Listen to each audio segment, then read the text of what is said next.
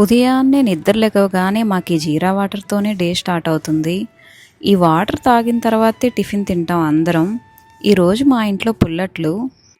నేను పెరుగు మిగిలినప్పుడే ఈ పుల్లట్లు చేస్తూ ఉంటాను.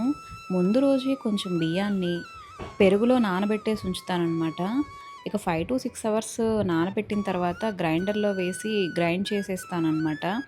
ఇక పక్క రోజు ఈ పిండి కొంచెం గట్టి పడుతుంది.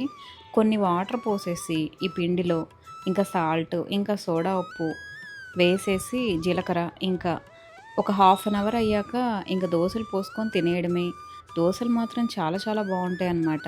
ఇందులో కాంబినేషన్గా మేము ఉల్లిపాయ కారంతో తింటాము. ఇక టిఫిన్ తినేసాక చకచకా రెడీ అయిపోయి మా ఫ్రెండ్ వాళ్ళ ఇంట్లో గృహప్రవేశం ఉంటే అక్కడికి వెళ్ళిపోయాం అనమాట. కెనడాలో ఉన్నప్పుడు నేను శ్రావణి డైలీ అద్వైత్ వాళ్ళ స్కూల్లో మీట్ అయ్యి తెగ ముచ్చట్లు పెట్టుకునే వాళ్ళం. కానీ ఇప్పుడు వీళ్ళు కూడా హైదరాబాద్కి మాలాగే షిఫ్ట్ అయిపోయారు. వీళ్ళ ఇల్లు అయితే మా ఇంటికి చాలా దూరం అనమాట. రెగ్యులర్గా మీట్ అవ్వాలంటే కష్టమే. ఇక ఇలాంటప్పుడే మీట్ అవ్వగలం అనిపించింది అనమాట. అద్వైత్ కూడా అవ్యాన్ని చూడగానే చాలా హ్యాపీగా ఫీల్ అయిపోయాడు.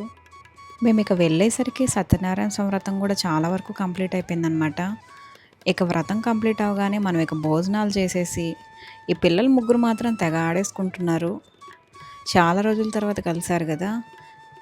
లంచ్ కంప్లీట్ చేసుకొని ఇక ఇంటికైతే బయలుదేరిపోయాము. మరిన్ని వీడియోస్ కోసం సబ్స్క్రైబ్.